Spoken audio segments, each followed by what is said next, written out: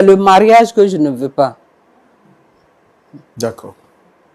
D'accord. J'ai compris. Pasteur Tchoumou, shalom. Shalom Roland. Vous allez bien, j'espère? Oui, je vais bien. Nous sommes contents de vous avoir avec nous. Merci Roland. Et comment ça va aussi? Ça va, on a la pleine forme et le Seigneur autocontrôle. Et surtout qu'on fait ce qu'on aime, ben, on ne peut que se réjouir et bénir le Seigneur pour sa fidélité. Merci Seigneur. Super, voilà. Donc le pasteur Tchoumou, vous savez qu'il n'est pas... Et ses propos sont très poignants. Tout à l'heure, il aura le temps de se prononcer et de nous dire exactement quel conseil il a pour nous aujourd'hui. Mais avant, nous allons nous permettre de recevoir nos visiteurs. Cette fois-ci, c'est une maman qui vient pour essayer de trouver un point d'accord à son problème. Elle se nomme Maman Martine. Pasteur, on peut la recevoir? Oui, bien sûr, on la reçoit. D'accord. Merci donc de recevoir Dame Martine sous vos applaudissements, s'il vous plaît.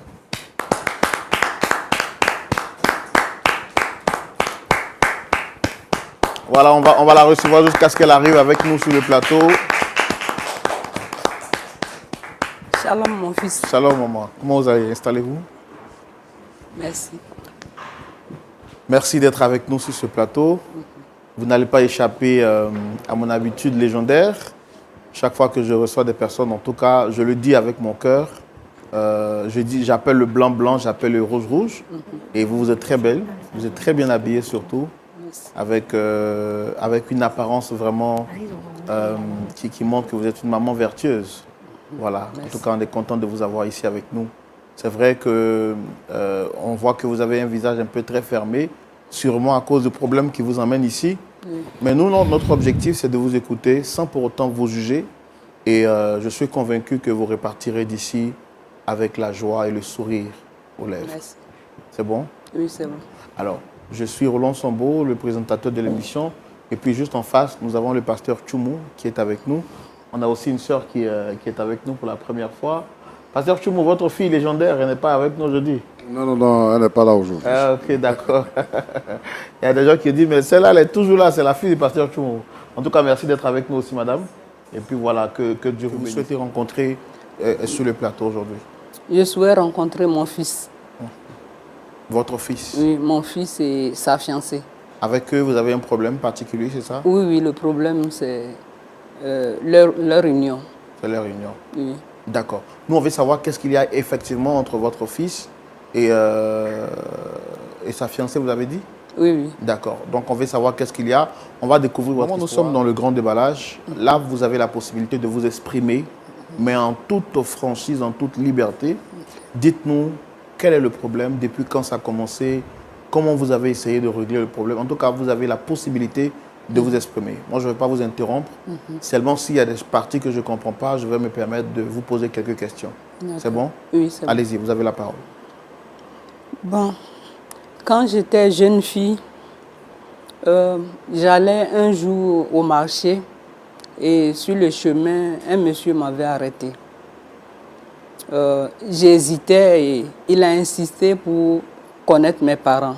C'est ainsi qu'à cette période, il n'y avait pas de cellulaire encore. Il n'y avait pas de portable. Et je lui ai montré chez nous. Quelque temps après, il allait voir ma maman. Et mes parents et lui se sont parlé entre eux. Et ma maman m'a aussi consulté pour me dire que ce monsieur, il voulait de moi comme sa femme. Après, j'avais accepté, les parents ont donné ma main, le mariage a été célébré, tout ça. Dans la ville où nous étions, le monsieur étant instituteur, a été affecté ailleurs. Et dans cette ville, j'étais avec lui. On a souffert pour avoir un enfant. J'ai mis du temps, je suis passée un peu partout. J'ai frappé à beaucoup de portes. Et Dieu m'a fait grâce. J'ai eu un fils. Et ce fils est mon enfant unique. Nous étions là et son père, il avait tout en mal. Il était malade. Il souffrait. Et un jour, Je l'accompagnais, elle avait très mal, je l'accompagnais à l'hôpital. Et sur le chemin, il a rendu l'âme. Je me suis retrouvée veuve. Mes beaux-parents m'ont tout arraché. Ils nous ont chassés de la maison. Je me suis retrouvée dans une baraque avec mon fils. J'ai commencé à me battre, à faire des petits commerces pour que mon fils ait un avenir meilleur. J'ai vendu presque toutes les choses. Dieu merci, mon fils travaille maintenant. Il travaille, il prend soin de moi. De ce côté-là, je n'ai pas de problème avec lui. Mais le problème, c'est qu'il veut marier une prostituée. Et je ne suis pas d'accord. Je l'ai convoqué ailleurs, chez d'autres personnes. On a tourné. Il ne veut pas m'écouter.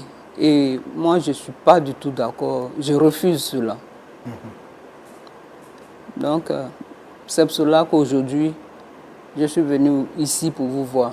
Donc, votre fils, est-ce que votre fils est chrétien? Est-ce qu'il va à l'église? Oui, mon fils est chrétien. Vous aussi? Oui, nous sommes tous chrétiens. Mais malgré ça, il veut marier une prostituée. L'histoire de la fille, la fille...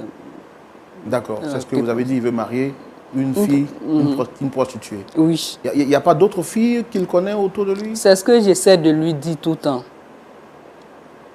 C'est ce que j'essaie de lui dire, mais il me dit... Il est amoureux de cette dernière. Et moi, je ne veux pas. Alors que c'est votre fils unique? C'est mon fils unique. Alors que j'ai souffert pour l'avoir et je me suis battu aussi pour qu'il soit ce qu'il est aujourd'hui. Et que de récompenser vos efforts. C'est d'ailleurs le rêve de toutes les mères de voir son enfant se marier. Vous aurez été vraiment heureuse de l'accompagner peut-être à la mairie, main dans la main, pour le donner finalement à son épouse. Mais celle qu'il envoie pour vous présenter, c'est une fille au messes. Là, ça ne me convient pas. Oui. Sinon, mon fils, il s'occupe de moi. C'est pour cela que je suis habillée comme ça. Ouais. Mais pour le côté mariage, je ne suis pas du tout d'accord avec lui. Et vous avez tout fait pour essayer de l'en dissuader, mais il reste sur sa position. Il reste sur sa position. Et j'ai dit, il faut qu'il marche sur mon corps avant de marier cette femme. Peut-être que c'est après ma mort qu'il pourra marier cette femme. Sinon, de mon vivant, je ne veux pas. Donc l'objectif en l'emmenant ici aujourd'hui, c'est qu'on puisse le raisonner pour Oui, qu'il revienne à de meilleurs sentiments. oui. Il revienne à de meilleurs sentiments pour qu'il écoute sa maman. Je ne suis pas d'accord pour ce mariage. D'accord. Ok. Il n'y a pas de problème. Pasteur Tumo, Oui, Roland. vous avez écouté l'intervention de maman Martine. Oui. Bah, écoutez, elle a perdu son mari très jeune. Mari qu'elle a rencontré, qu'elle avait vraiment aimé. Malheureusement, la grande fâcheuse est venue lui arracher son mari au moment où elle s'attendait le moins. Et aujourd'hui, par la grâce de Dieu, elle s'est démerdée comme elle pouvait pour prendre soin de son enfant. Et Dieu, par sa grâce, cet enfant a réussi à se faire une place au soleil et à se tirer son épingle du jeu de cette vie, de cette bataille de la vie sociétale dans laquelle nous sommes. Mais son plus grand regret aujourd'hui, c'est que ce dernier-là, pour qui elle a tout donné, vient lui présenter une femme aux mœurs légères, qu'on appelle communément une prostituée. Et sa mère dit que son fils unique dit qu'il est éperdument amoureux de cette dernière et qu'il voudrait la marier. Elle a tout essayé pour l'en dissuader, mais ce dernier reste convaincu que celle-ci est la femme avec laquelle il devrait passer le restant de ses jours et celle-là qui fera de lui peut-être l'homme le plus heureux de la terre. Donc, voyant le danger que court son fils, surtout qu'elle n'en a pas deux, elle décide, après avoir essayé plusieurs tentatives qui n'ont abouti à rien, de l'amener sur ce plateau en vue de raisonner ce dernier-là pour qu'il puisse justement renoncer à sa décision. Mais on a écouté la mère comment le faire, parce qu'on va écouter également le fils. Oui, c'est important. C'est important. Il faut qu'on écoute l'autre camp. Et on reçoit maintenant le fils de Dame Martine pour entendre sa version des faits. Merci de recevoir notre frère sous vos applaudissements.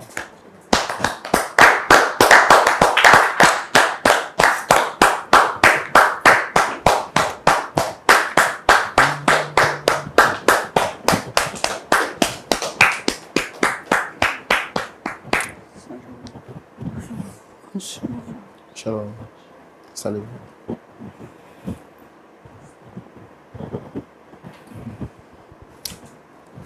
Comment vous allez? On va vous demander de prendre le micro. C'est bon, j'espère qu'il est bien allumé déjà. Oui, c'est ça bon va, pour ça vous. va. Shalom, vous allez bien? Shalom, frère. Ça va bien? Ça va bien, par la grâce de Dieu. Vous êtes sûr, ça va bien? Oui, ça va très bien. D'accord. Merci d'être avec nous sur le plateau. Je vous en prie. Je suis Roland Sambo, présentateur de l'émission Point d'accord. Et je ne suis pas seul, je suis avec le pasteur Tchoumou, qui est le pasteur consultant. Et bon, je n'ai pas besoin de vous demander si vous reconnaissez cette belle dame avec qui je suis sur ce plateau depuis 15 minutes maintenant. Parce que je vous ai vu en train de lui faire une accolade. Oui. Donc, je sais que vous la connaissez, Dame Martine. Effectivement, je la connais.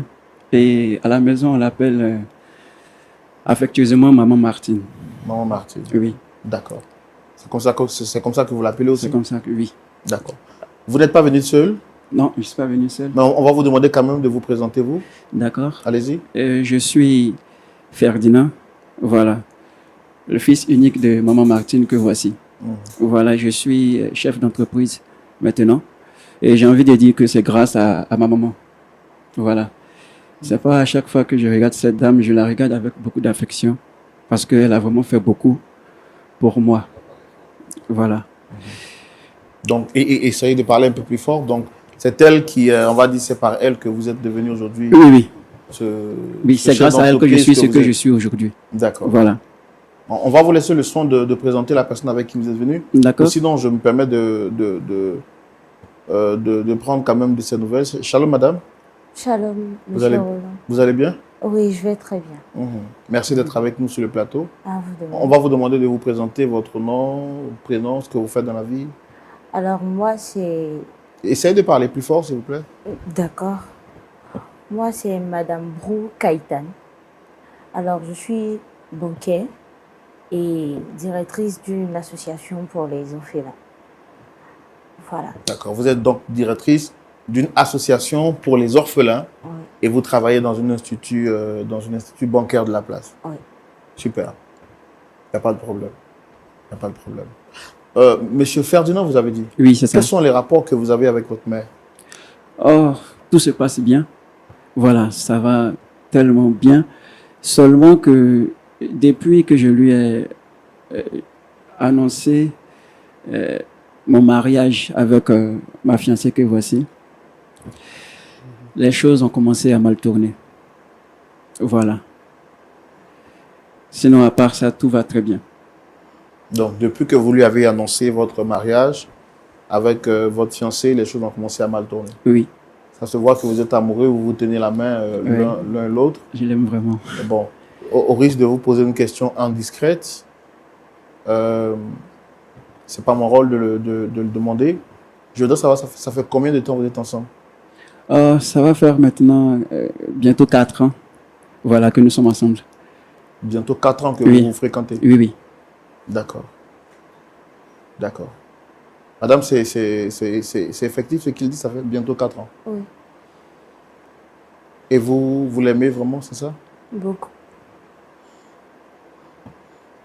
D'accord. Est-ce que vous connaissez cette dame qui est là? Oui, je la connais. Bon, j'ai du mal à vous entendre. Oui, je la connais. Quels sont vos rapports avec elle? On va dire qu'on s'entend. Bon, moi, personnellement, je n'ai pas de problème avec elle. C'est la maman de mon fiancé que voici. Et je l'aime beaucoup. Mais il y a une contrainte qui fait qu'aujourd'hui, maman ne veut vraiment pas m'avoir comme belle-fille. Sinon, à part ça, je ne crois pas qu'il y ait de problème. D'accord. D'accord. Alors, maman, je pense que vous avez demandé à ce qu'ils arrivent, qu'ils soient là. Bon, il y a vraiment une question qui me taraude l'esprit, je n'avais pas envie de la poser. Et tout à l'heure, on va vous laisser le temps de leur parler. D'accord. Allez-y, je préfère ne pas poser cette question. Allez-y. Je pense que c'est vous qui avez souhaité qu'ils soient là. Oui. On va vous laisser le temps de leur parler. Alors, mon fils que voici, j'ai pas de problème avec lui, à part le choix de se marier avec cette dernière. C'est cela que je ne veux pas. Mais vous êtes conscient qu'ils s'aiment, c'est ça? Vous avez vu ça sur le Bon, plateau? ça, je ne le sais pas. Ça, je ne peux pas le deviner à leur place, quoi. Oui. D'accord. Mais moi, je ne veux pas qu'il se marie avec elle. Mais qu'est-ce que vous leur reprochez exactement? Non, bah, c'est à cause de choses, de la prostitution qu'elle fait là, que je ne veux pas. Moi, c'est ce que je sais. Je sais que c'est une prostituée. Donc, je ne veux pas que mon fils se marie avec elle. S'il vous plaît, elle n'est pas prostituée. Elle n'est pas prostituée. Elle vient de le dire tout à l'heure, là, elle travaille dans une agence bancaire, elle n'est pas prostituée. Je ne sais pas pourquoi, mais maman a un souci avec ma fiancée. Voilà, elle trouve qu'elle est prostituée, pourtant, elle n'est pas prostituée. Je le redis encore, elle n'est pas prostituée, maman, s'il te plaît. Mais j'étais là quand elle a fait son témoignage à l'église. Ça, c'est une vie passée, maman. Attendez. Maman, quand vous dites que vous étiez là quand elle a fait son témoignage à l'église, ça veut dire quoi? Oui, à l'église, elle avait fait son témoignage en disant que qu'elle était une prostituée. Oui, mais donc qu'elle était une prostituée et qu'elle est une prostituée, c'est vrai que c'est le verbe être, mais conjugué à deux temps passés, à deux temps différents. Était, c'est le passé, et être, c'est le présent. Vous avez dit ici sur ce plateau qu'elle est prostituée, ou bien elle était prostituée. C'est la même chose, monsieur. Le chien ne change jamais sa manière de s'asseoir. Mais justement, maman, ce n'est pas un chien. C'est une personne, ce n'est pas un chien. Elle peut à tout moment partir avec n'importe qui parce que, bon, j'ai entendu ça d'elle. Donc, moi, je ne suis pas d'accord. Ça fait 4 ans maintenant que je suis avec ma chérie. Et elle ne m'a jamais trompé. Je vous assure, elle ne m'a jamais trompé. Comment vous l'avez rencontrée? Je l'ai rencontrée à l'église. Voilà, comme maman vient de le dire, c'était lors d'un témoignage à l'église qu'elle s'est confectionnée. Elle s'est confessée, pardon. Et elle nous a fait savoir sa vie antérieure. Chose que j'ai appréciée d'ailleurs parce que ce n'est pas permis à tout le monde de se confesser devant plusieurs personnes et dire ce qu'on était, qui n'est pas bon avant. Et ma chérie que voici a eu le courage de le faire. Honnêtement, ça m'a beaucoup touché. Et j'ai vu qu'en plus de ça, elle rentre dans ma ligne de femme que je recherche dans ma vie. Et donc voilà comment j'ai commencé à la courtiser. On a sympathisé pendant de longtemps. Et honnêtement, je vous assure que si elle ne dit pas à quelqu'un qu'elle a été prostituée, on ne le saura même pas. Vous-même, vous le voyez, quand on vous dit qu'elle a été prostituée, est-ce que vous pouvez accepter cela? Quand aujourd'hui maman vient ici et qu'elle dit que c'est une prostituée et que ça n'a jamais changé, ça...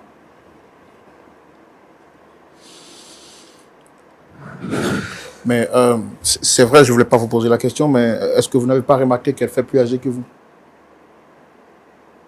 C'est l'allure qu'elle fait, pourtant elle n'est pas plus âgée que moi. Vous êtes plus âgé qu'elle? Oui, je suis plus âgé qu'elle. Bon, et il y a combien d'années de différence entre vous? Il y a 5 ans entre elle et moi. Il y a 5 ans entre elle et moi. Et vous estimez que vous l'aimez vraiment? Je l'aime énormément. En fait, vous ne pouvez pas comprendre. Vous ne vivez pas avec elle pour savoir un peu quelle est la personne qu'elle est. Je l'aime énormément. Et ce, malgré son passé? Non, mais vous venez de le dire, c'est un passé. Nous avons tous ici un passé. Nous avons tous un passé. Et c'est un passé qu'elle a laissé loin derrière elle. Mais je ne comprends pas pourquoi maman s'obstine à toujours lui rappeler ce passé-là. D'accord. Madame, rappelez-moi votre nom, s'il vous plaît. Kaïtan. Kaïta, ça fait combien de temps que vous êtes converti au Seigneur? Oh, ça va faire, je dirais, 10 ans. Comment vous vous sentez aujourd'hui quand maman vous traite de prostituée? Bon, à vrai dire, un peu mal venant d'une mère, mais je la comprends. Vous savez, c'est pas Parlez un facile. peu plus fort, s'il vous plaît. Désolée, comme je disais tout à l'heure, je dis, je la comprends, mais je dirais non, dans le cas où c'est une mère. Mais oui, dans le sens où c'est compréhensible. Vous savez, c'est vraiment difficile d'élever son enfant et aujourd'hui, voir que son enfant vous ramène quelqu'un qui a une passion intérieure comme la mienne. C'est pas facile. C'est très dur à supporter. Comment vous avez rencontré Ferdinand? Comme il a dit tout à l'heure, c'est lors de mon témoignage à l'église. Voilà. Il y avait eu ce jour-là le besoin d'en parler pour pouvoir édifier au moins quelqu'un dans la salle. Ces jeunes filles aussi qui s'adonnent à certaines pratiques. Parce que tout le monde vient à l'église, mais ce n'est pas tout le monde qui raconte son passé, sa vie, ce qu'il mène toujours et tout ça.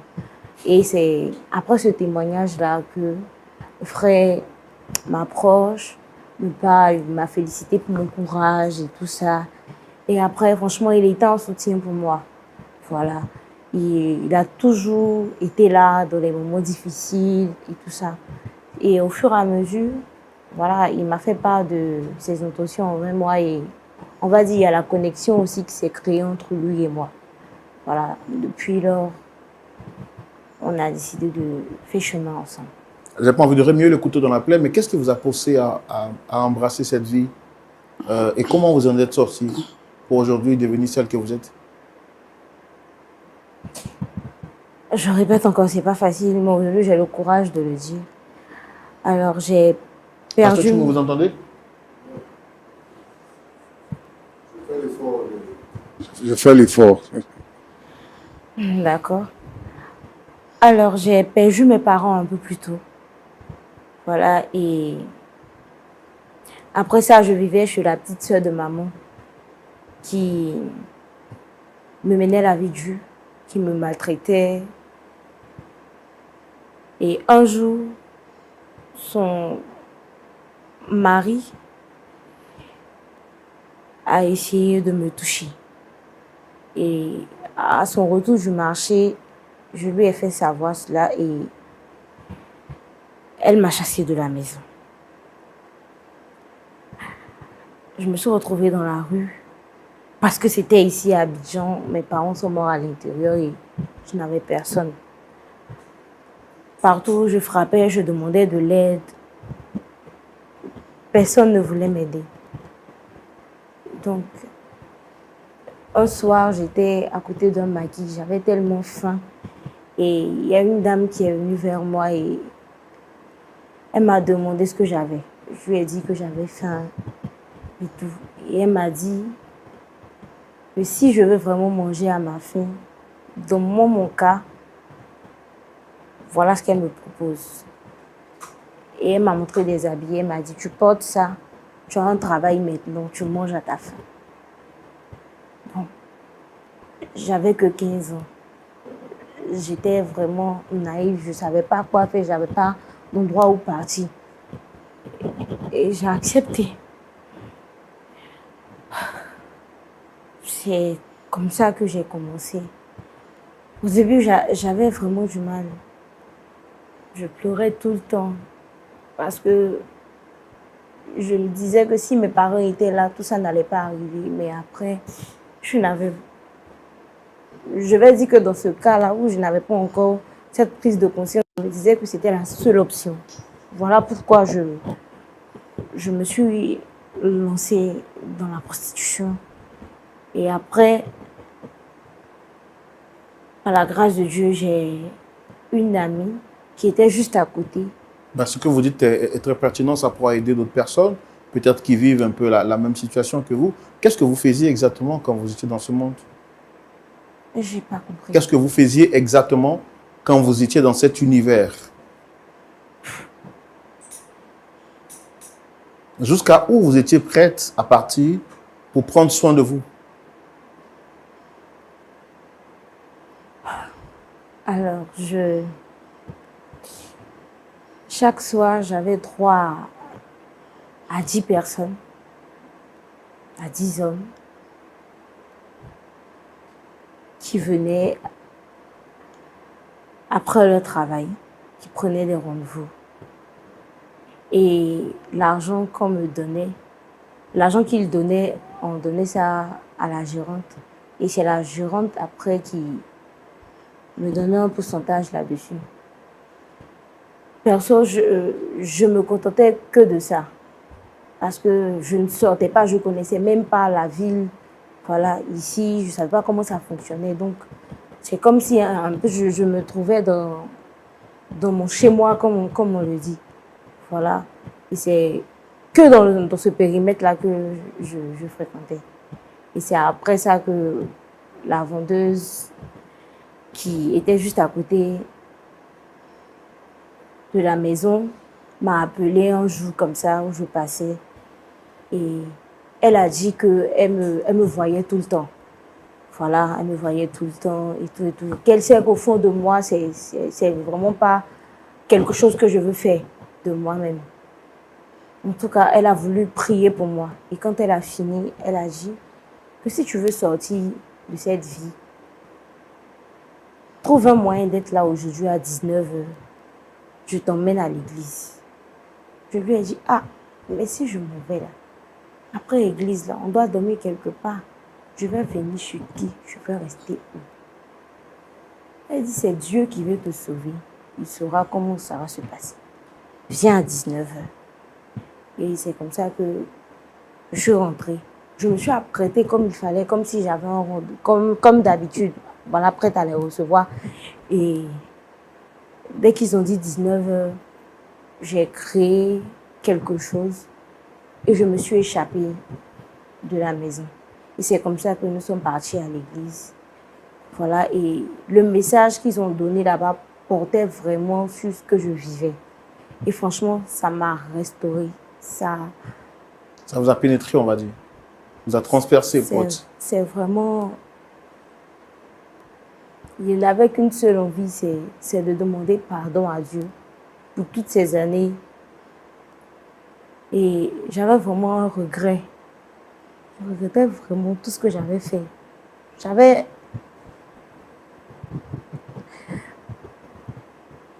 vraiment mal.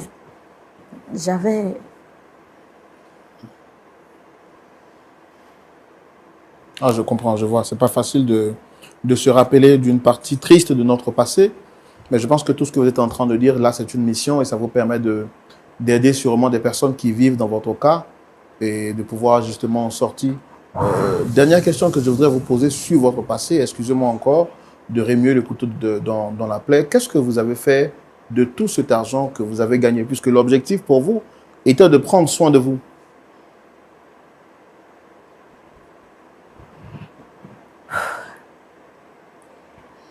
Alors, quand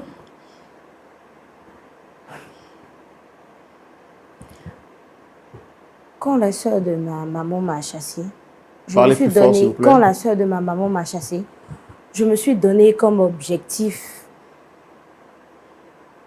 d'être la fierté de mes parents. Et aussi de montrer à tout le monde le potentiel que j'ai. Parce que ma tante, le jour qu'elle m'a surprise avec son mari, elle me voyait comme une prostituée, comme quelqu'un qui n'était pas... Voilà, elle m'avait déjà collé l'étiquette. Et c'est comme si c'était quelque chose qui m'attendait devant. Voilà. Et moi, je me suis dit que quel que soit ce que je vais gagner dans cette vie, je vais l'économiser pour pouvoir m'occuper des enfants dans la rue. Parce que vous savez, c'est lorsque tu te sens vraiment abandonné, que tu n'as pas d'oreilles à qui parler, que tu t'abandonnes à certaines pratiques, à certaines, voilà, certaines vices, on va dire. Voilà, à certaines vices et tout. Et tel était mon cas. Et je pense que si on veut analyser jusqu'à aujourd'hui, je pense que j'ai quand même réussi ma mission à moitié. Voilà, parce que j'ai encore d'autres objectifs. D'accord. Mais ce que je demande, parce que ce que vous êtes en train de dire, c'est ce que Dieu vous a permis de réaliser aujourd'hui avec le travail que vous avez. Vous comprenez la souffrance des tout-petits et donc vous avez décidé de leur apporter assistance. L'objectif était de permettre à ce que, quand vous êtes jeté dans cet univers, de vous occuper de vous. Est-ce qu'avec cet argent, vous avez pu payer vos études, vous scolariser, payer des habits? Qu'est-ce que vous en avez fait en fait? C'était pour faire la fête? C'était quoi? Qu'est-ce que vous avez fait avec cet argent sur moi? Je prenais pour les études. Donc vous avez financé vos études avec cet argent? Je prenais pour les études. Est-ce que vous êtes fier du parcours que vous avez eu, de ce parcours-là jusqu'à aujourd'hui? Est-ce que vous êtes fier de ça? Aujourd'hui, non. Mais quand je regarde la main de Dieu, je dirais oui.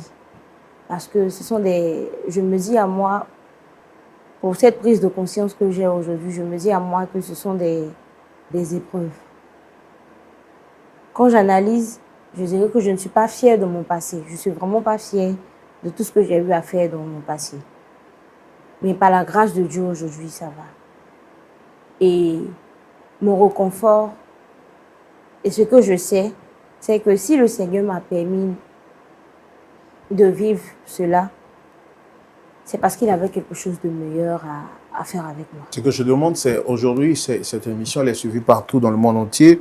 Il y a sûrement des jeunes qui se retrouvent dans votre cas et qui pourraient être tentés de dire, comme j'ai été abandonné par mes parents, voici que je dois me livrer à X ou à Y. Vous, cet argent vous a permis de financer vos études, vous l'avez dit, mais est-ce que vous êtes fier? Est-ce que c'est un modèle que vous encouragez auprès de la gente féminine, notamment auprès des jeunes? Non. Je n'encourage vraiment pas cela. En tout cas, pour les jeunes qui me regardent aujourd'hui, vous savez qu'à un certain âge, on n'a vraiment pas la notion de certaines choses.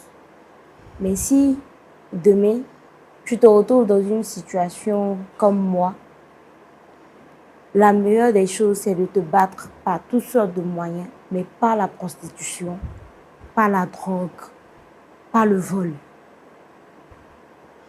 Tout ce qui pourrait dénigrer ta personne, non. Parce qu'aujourd'hui, moi, je n'avais pas quelqu'un pour me conseiller. Je me suis retrouvée là. Et voilà mon passé qui me rattrape. Il y a ma future belle-mère, si je peux le dire ainsi, aujourd'hui qui refuse que je sois la femme de son fils. Parce que votre passé est un peu collé à votre image de vie. Voilà. Donc vraiment, il y a beaucoup de choses. Et si je dois dire une dernière chose, c'est prier. Mais vous avez pris le temps d'informer Ferdinand avant d'entamer cette relation? Oui.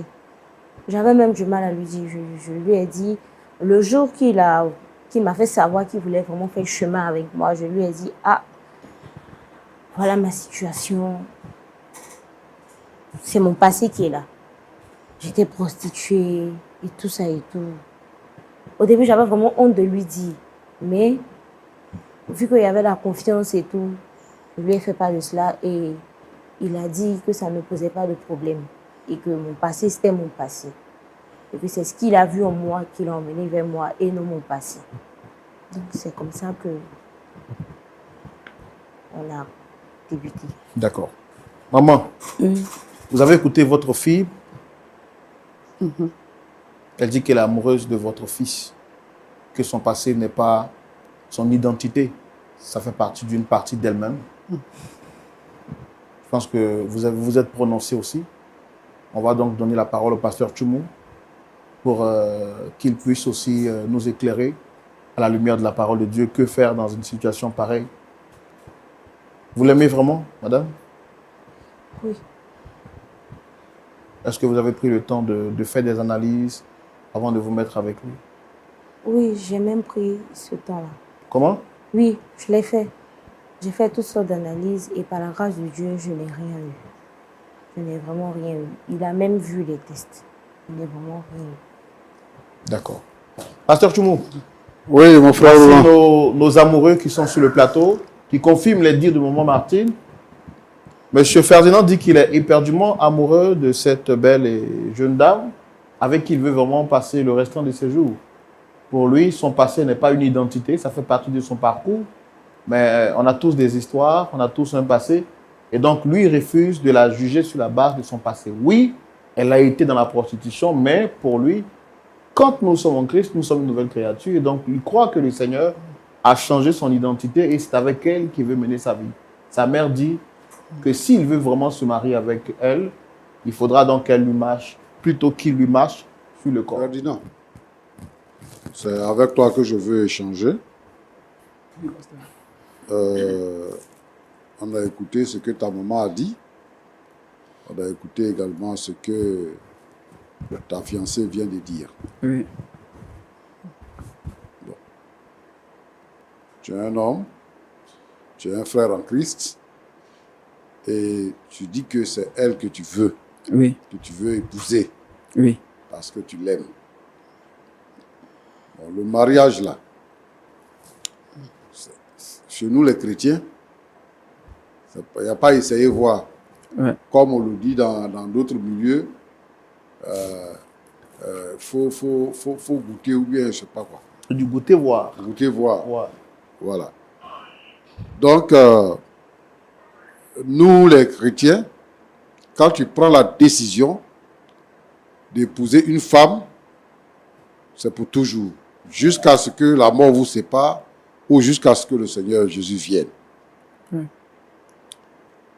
La fille là, dans son témoignage, elle dit que elle a été une fille légère. Compte tenu des situations difficiles qu'elle a vécues dans sa vie, elle a été approchée et elle a décidé de se donner à une vie de fille facile. Et elle est demeurée jusqu'à ce qu'elle accepte le Seigneur. Alors moi, ma question, c'est que les femmes, elles ont une manière d'être. Elles sont taquines, elles sont joviales. Et puis, elles peuvent causer facilement avec d'autres hommes et tout ça. Actuellement, là, vous êtes jeune, vous n'êtes pas encore marié et tout ça. Alors, est-ce que quand les difficultés vont arriver dans le foyer, là, parce que dans tous les cas, tous les foyers traversent des moments difficiles. Oui. Est-ce que tu ne vas pas regretter d'avoir épousé une ancienne, une pratiquante ancienne, on peut le dire, comme on le dit, diplômée dans ce domaine-là? Est-ce que tu ne vas pas regretter quand tu vas l'avoir causé avec d'autres frères, avec d'autres personnes, même avec certains de ses collègues? Est-ce que la pensée ne va pas te venir? Parce que ta maman dit que le chien ne change pas sa façon de... Est-ce que la pensée ne va pas te revenir pour dire qu'elle a repris son ancien boulot? Ça ne va pas créer la zizanie dans votre couple? Tu es sûr que ça ne va pas arriver? Oui, je suis très sûr. Comme je l'ai dit, ça fait bientôt 4 ans que nous sommes ensemble. Et ce que vous dites, elle le fait déjà. Elle cause elle échange avec ses partenaires de boulot. À l'église, elle échange avec d'autres frères. Mais ça ne me gêne pas. Je l'ai dit tout à l'heure à maman. On a dit que ce sont les chiens qui ne changent pas leur manière de s'asseoir. Ma femme n'est pas une chienne. Ma femme est un être humain. Et comme tout autre humain, on a un passé. Et on commet certaines erreurs qu'il peut arriver qu'on regrette après. Quel type de relation vous entretenez? Vous vivez déjà ensemble? C'est comment? Non, non, nous ne vivons pas ensemble. Donc, votre fiançailles, là, c'est quoi? C'est après le mariage que... Oui, c'est après le mariage qu'on on va aménager ensemble. Mais vous n'avez pas de contact physique. Non, on n'a pas encore de contact physique. D'accord. Et le pasteur est informé? Si, si. Quand nous avons décidé de marcher ensemble, nous sommes allés voir le pasteur de notre église. Et déjà qu'il savait sa vie antérieure, puisque c'est à l'église devant tout le monde qu'elle a exposé. Et donc, après, elle et moi, quand j'ai décidé de marcher avec elle, nous en avons parlé longuement. Et on a pris le temps chacun de réfléchir à qu'est-ce que pourrait nous réserver l'avenir. C'est après tout ça que nous sommes allés voir le pasteur à l'église. On lui a expliqué, expliqué que nous voulions nous marier. Et en tout cas, il nous suit en prière. On fait tout ce qu'il faut faire pour que, par la grâce de Dieu, tout se passe comme il se doit. Merci. Voilà. Ma chère Martine, Oui. je sais que pour une mère, pour une bonne mère, c'est pas facile de vivre une telle histoire. Mais toi, tu es une chrétienne, tu vas à l'église, Oui. tu es converti. Oui. Tu sais que le Seigneur peut changer la vie de quelqu'un, transformer la vie de quelqu'un. Et qu'une mauvaise personne peut devenir meilleure après. Ça, tu sais ça. Bon. Dans le cas de mon fils, là, je n'accepte pas. Après tout ce qu'on a traversé, je n'accepterai pas. Si c'est elle seulement, là, tu ne vas pas te marier. Tu vas aller au séminaire, tu vas devenir prêtre. Je ne peux pas accepter pour leur mariage. Maman, après, j'ai l'impression que tu ne veux pas de mon bonheur. Bon, je pense Enfant, que... là, je n'ai pas deux, je n'ai pas trois. Martine, Fils unique. Martine, Oui. tu n'as pas répondu à ma question. Oui, je dis dans certains cas, mais pas pour mon fils. Pas pour Pourquoi sa dans certains femme. cas, et Tu pas m'as moi? dit que tu es converti, Oui, que parce tu vas à l'église, tu es converti. Je te demande, est-ce que tu crois que le Seigneur Jésus peut transformer la vie d'un pécheur pour que ce pécheur-là devienne une meilleure personne? Est-ce que ça, tu crois à ça? Oui, le Seigneur Jésus-Christ, il fait tout. Il est capable de tout. Ah, mais maman, Il peut Donc, transformer. Il peut transformer. Mais seulement... Sa parole dit que ce qui est impossible aux hommes est possible à Dieu. Oui, Donc, Dieu est capable de tout parce que c'est lui qui a créé l'homme et c'est lui qui contrôle la vie de l'homme. c'est ça. Il dit que la Bible dit de se repentir. Repentez-vous et convertissez-vous. Quand tu te repens, que tu te convertis, ta vie change. Ta vie change. Maintenant, tu deviens une nouvelle créature. Tu es chrétien. Donc, la vie de Christ est en toi. Ça aussi, tu sais ça. Oui, c'est ça. Mais seulement, je ne veux pas d'elle comme belle-fille. Bon, j'ai compris. La fille qui est là, elle a raconté une histoire. Je ne sais pas si tu as écouté son histoire. Oui, Elle parce a que... perdu ses parents très tôt. Et elle n'a pas été acceptée par ses tantes, par ses oncles. Donc, elle a été obligée de mener... Elle n'a pas décidé de devenir une prostituée. Mais elle errait et elle avait faim à côté d'un maquis. Il n'y a personne pour lui donner à manger. Donc, c'est comme ça qu'elle est tombée dans le piège. Elle a été manipulée. Moi, je bénis le Seigneur parce que tu as eu un fils unique. Dieu t'a donné un fils, il ne t'a pas donné une fille. Et quand ton mari est décédé, tu as eu la force parce qu'on t'a chassé de la maison. Donc, tu as vécu une vie difficile avec ton enfant. Celui qui était ton soutien, là, il n'était plus là. Et comme tu étais déjà mûr, Tu as pris ton enfant, vous êtes allé dans une maison... Baraque, une maison en bois. Une baraque. Vous êtes allé là-bas. Et tu as travaillé pour que ton enfant soit éduqué. L'enfant, lui, il ne voit pas les efforts que toi tu fais. C'est vrai que son papa n'est plus là, mais lui, il n'y a pas grand-chose qui a changé dans sa vie parce qu'il y a quelqu'un qui s'occupe de lui. Alors, moi, j'ai deux préoccupations.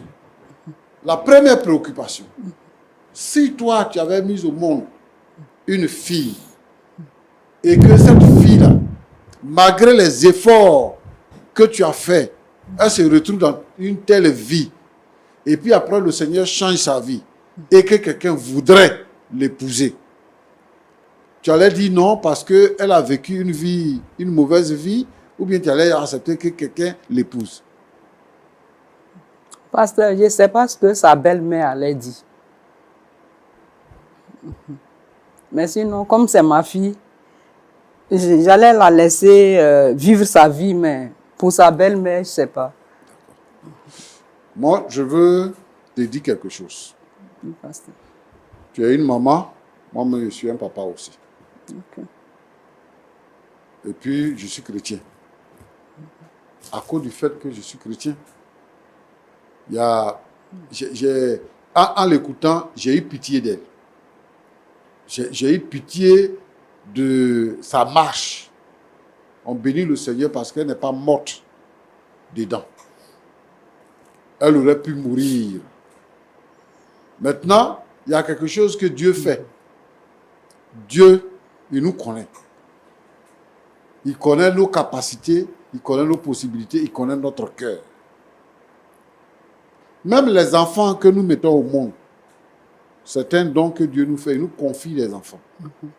On dit c'est mon enfant, mais en réalité, c'est l'enfant de Dieu. Et Dieu se dit que toi, tu peux t'occuper de son enfant, donc il te le confie. Aujourd'hui, Dieu te donne la possibilité, c'est une possibilité. Dieu te donne la possibilité de t'occuper d'un enfant qui n'a ni père ni mère, mais qui vient dans ton univers à travers ton fils. C'est-à-dire, elle n'a ni père ni mère, et même à son âge-là, elle a encore besoin de la chaleur d'une maman. Elle a encore besoin du soutien d'une maman. Et Dieu fait que c'est ton fils qu'elle rencontre. Et elle vient vers toi. Toi, tu as eu un seul fils. Et ce seul fils-là te ramène une fille. Et à cause de sa vie passée, tu refuses le cadeau que Dieu te fait. Ou bien, tu refuses la responsabilité que Dieu t'apporte pour pouvoir glorifier son nom. Parce que, en fait, Dieu autorise ça pour que toi, en tant que mère, il t'a donné la force, il t'a donné la santé, il t'a donné la vie pour que tu puisses t'occuper de ton enfant. Le processus continue. Et il t'amène une orpheline qui a vécu une vie difficile pour que tu puisses la couvrir d'amour maternel. Et moi, je pense que si Dieu fait ça, il ne faut pas voir ce que elle a été, mais il faut voir ce que Dieu a fait. Dieu a fait qu'elle s'est convertie, sa vie a changé. Et elle s'est retrouvée dans la même église que toi. Et il se trouve que c'est ton fils qui la veut. Donc, Dieu te donne la responsabilité de devenir la mère de deux enfants, un fils et une fille. Moi, je ne veux pas que tu refuses. Je veux que tu puisses considérer les compassions de Dieu, tu puisses considérer l'amour de Dieu, que tu puisses considérer ton rôle à jouer, même si ce n'était pas la femme que ton fils a choisie, que c'était une fille comme ça à l'église et tu connais son histoire, que tu pouvais adopter en tant qu'enfant. Moi, je veux que tu aies cette considération de compassion et d'amour. Non, pasteur, je l'accepte comme fille, mais c'est le mariage que je ne veux pas. D'accord. D'accord. J'ai compris.